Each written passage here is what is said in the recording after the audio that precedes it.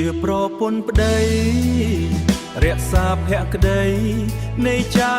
កខ្មៅសខំត្រូវទិញទួចកុំគួចកាក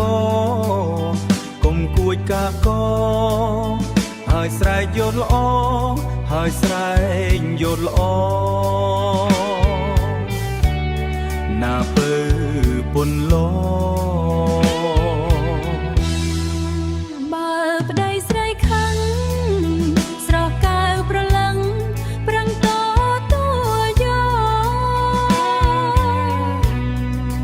កុំតបកុំតស្រីល្អរីរកុំនិនយកមកកុំនិនយកមកលួងលោមស្វាមីលួងលោមស្វាមីបើប្រពន្ធខឹងស្វាមីត្រូវដឹងសញ្ជឹងលោកលីបបោអងអើលថែថើបស្រស់ស្រីលោមដោយសំដីលោមដោយសំដីស្ដីឲ្យស្រទន់